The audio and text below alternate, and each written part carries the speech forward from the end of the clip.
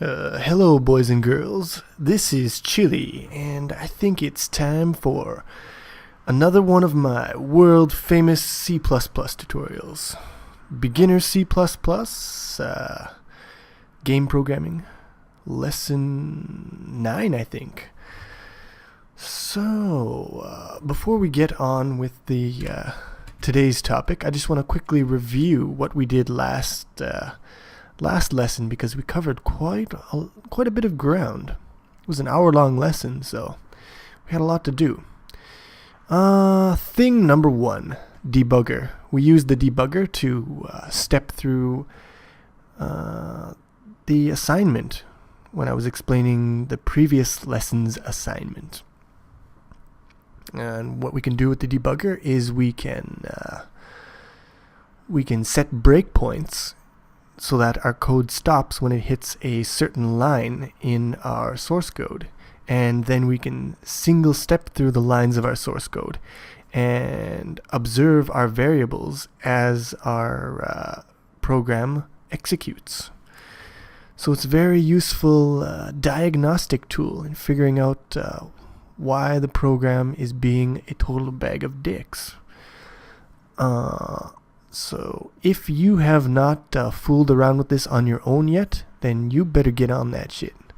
You should be playing around with this stuff. You don't need me to tell you that. Just get a program written up and then run it through the debugger. Fool around with it. Get familiar with that tool.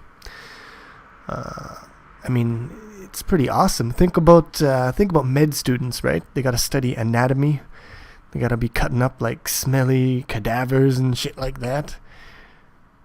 We get to work on our subjects while they're moving, man. We can stop them. We can look how things are going. We can set and running again. It's pretty cool. So make use of it. Second thing we learned, the if-else construction. So we have our friendly if statement, which is just we have, let's see here, we have the if, then we have some logic expression, then what else do we have here? Then we have stuff, right? That's your if statement. And we stick on the end of that, we can modify that with an else. That's pimp my if statement. And here we have other stuff.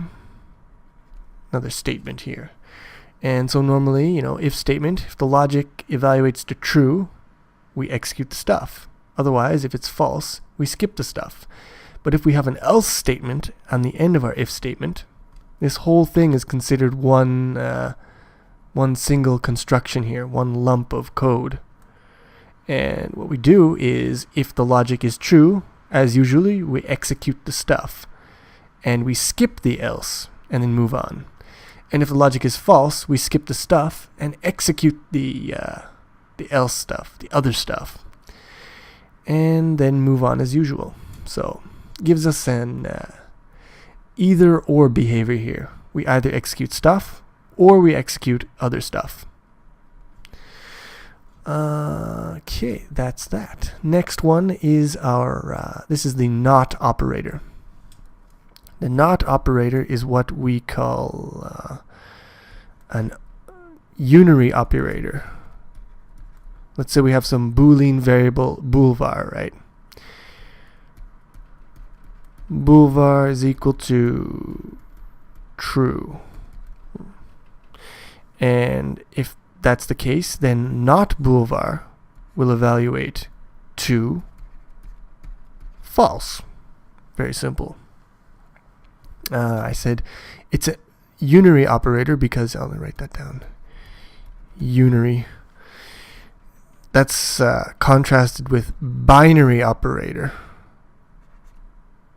Binary operator is like A plus B, right? Because bi means two, and the binary operator takes two operands, one on its left and one on its right.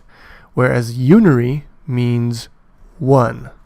It only takes one operand, which is the thing on its right in this case.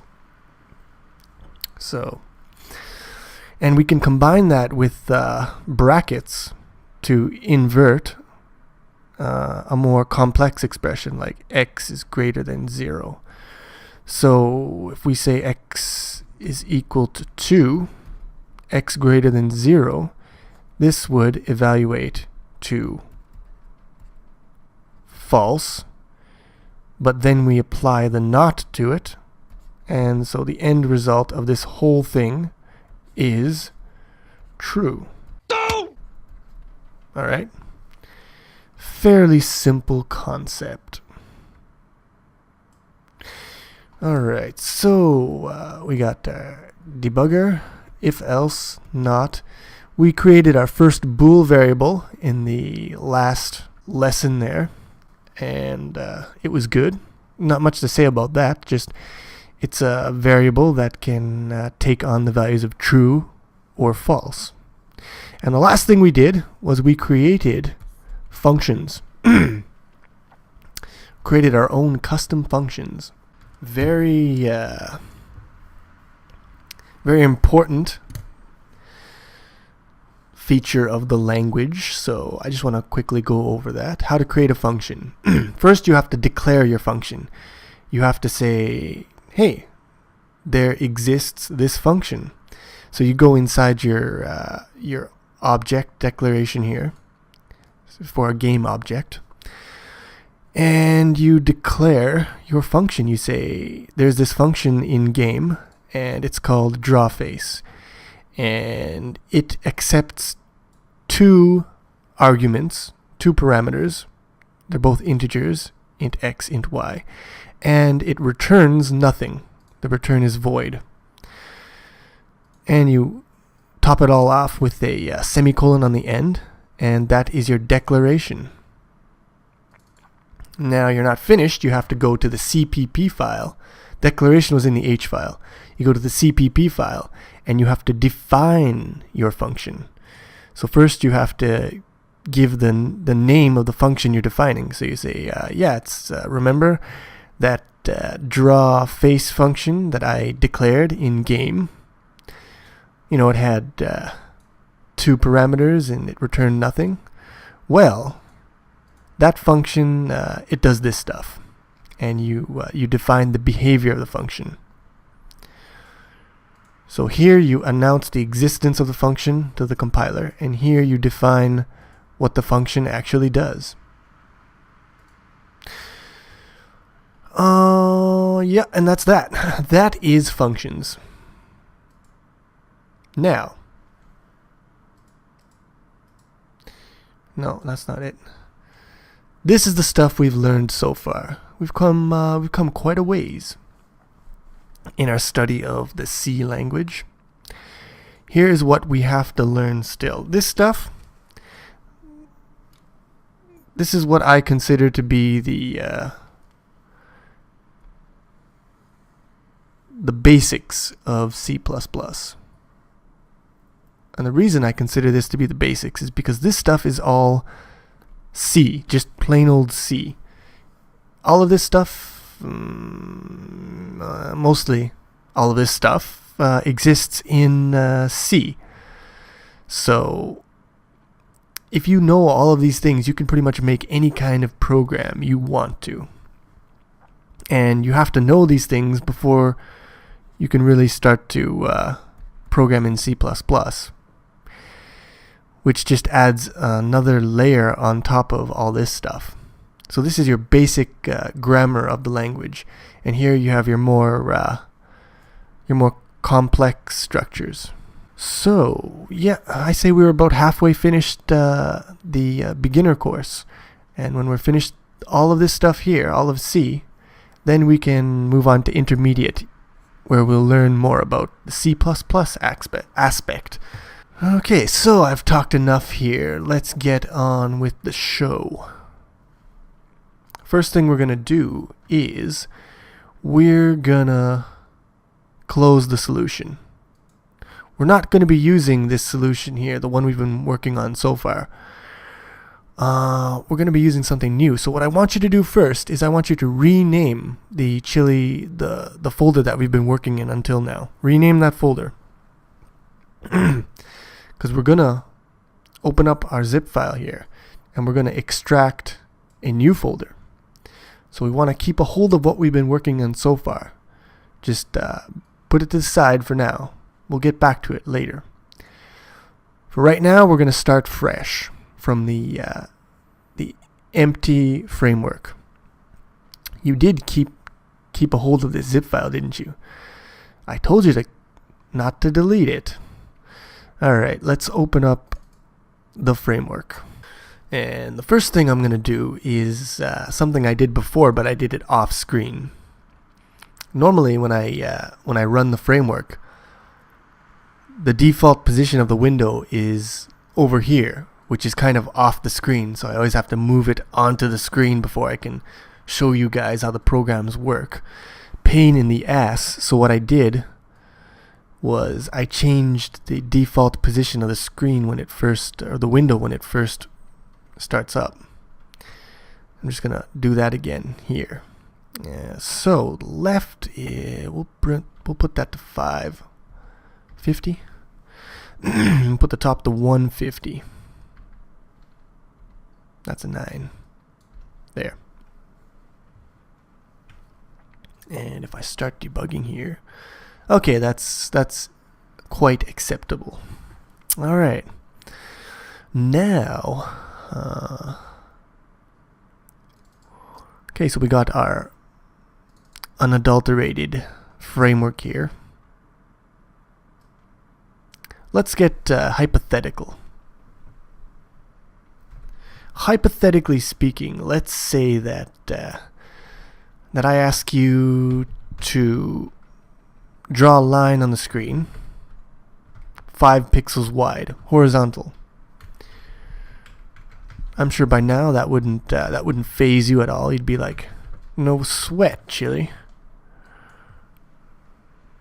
And you'd write something like this, and if you're lazy like me, you'd copy and paste, and then just change these numbers.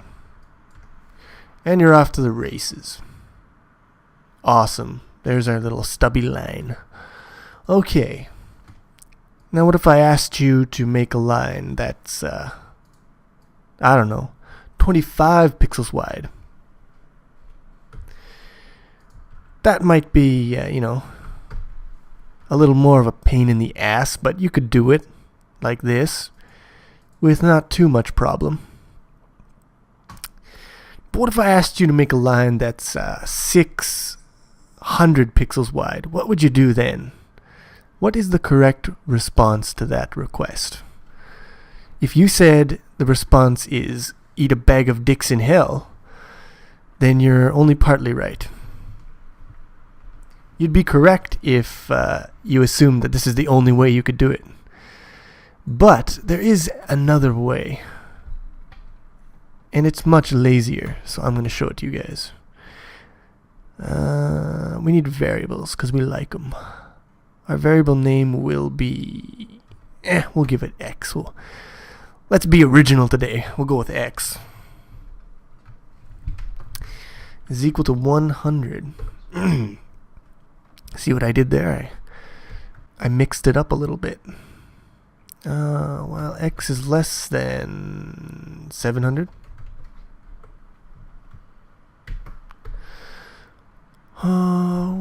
Graphics dot put pixel X 300.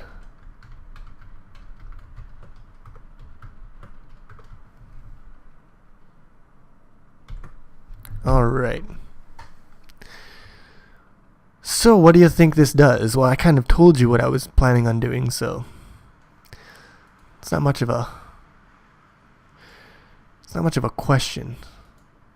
Makes a line in the middle of the screen. This line is 600 pixels wide. It goes from 100 300 to 799 300.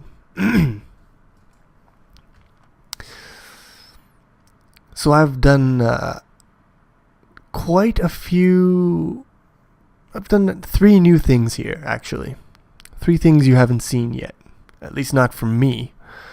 First one is fairly self-explanatory. In C++, you can declare your variable and assign it a value all in the same statement. So you don't have to say int x and then x equals 100. You can just say int x equals 100. No biggie. The second new thing here is this x++. What does that mean? Well, you may have guessed or inferred that this is actually exactly the same as x equals x plus 1. They both do exactly the same stuff. X plus 1 plus just means increase x's value by 1. It's another one of those unary operators. It only takes one operand. So that's that. Now the elephant in the room here is this while statement. What the hell is this? Well, a while statement, if you look at it, it kind of looks a lot like the if statement that we've been using up until now. The general construction here. And funny enough, it also acts a lot like an if statement. In that, you hit the while statement, the first thing you're going to do is you're going to evaluate the expression inside these brackets.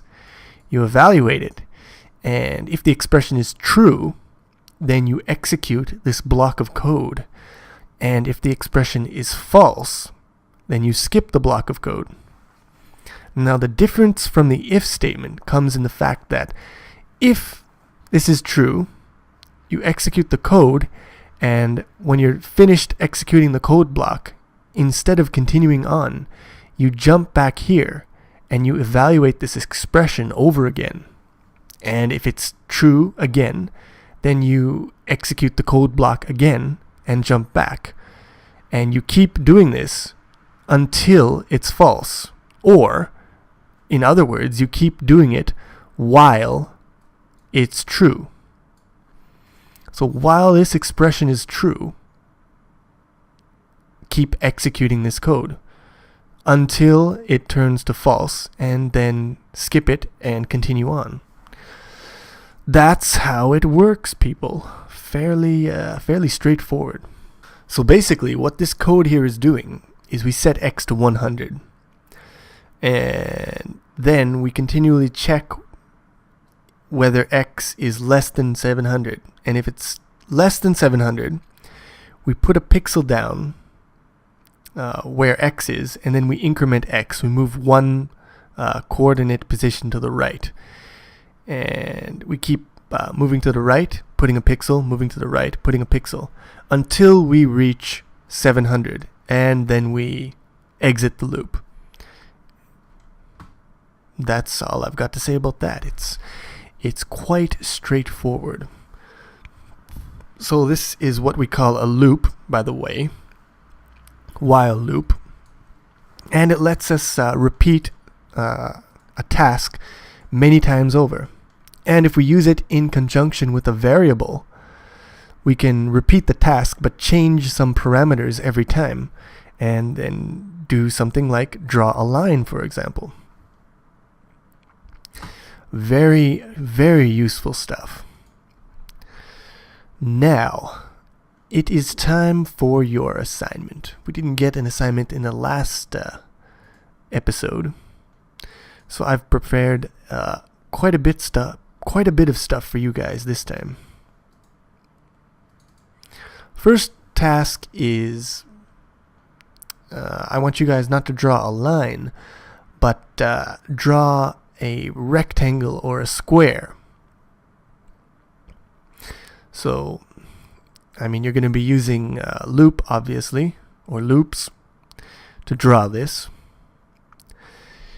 And yeah, that's pretty much it. There's not really much else to say about that. You just look at this and do something that looks something like this. The second task is to make it so that you can move the square. Move the square, and so that you can also resize the square. So I'm using my space key as a modifier here. If space is held down, my arrow keys resize, and if space is up, arrow keys move.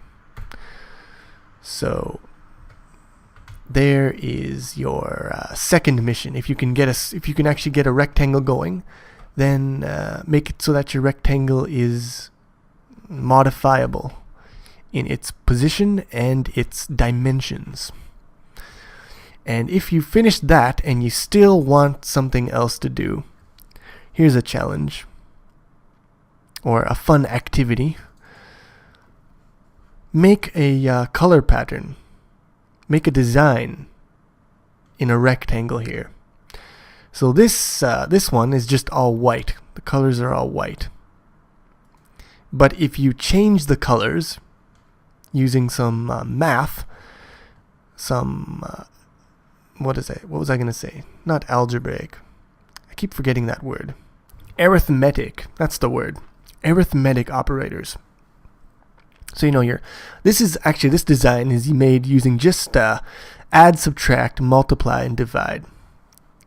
So you can do that stuff. There's lots of different designs you can make. This is just one example. So if you want a challenge, you can try to duplicate my design, or you can just try to make a different design of your own. I've made mine so I can animate it if I press the spacebar. So yeah, come up with your own design, and if you want, you can take a screenshot and post it in the forum with your source code, so you guys can share your different psychedelic designs. And yeah, so that's the homework for today, and good luck.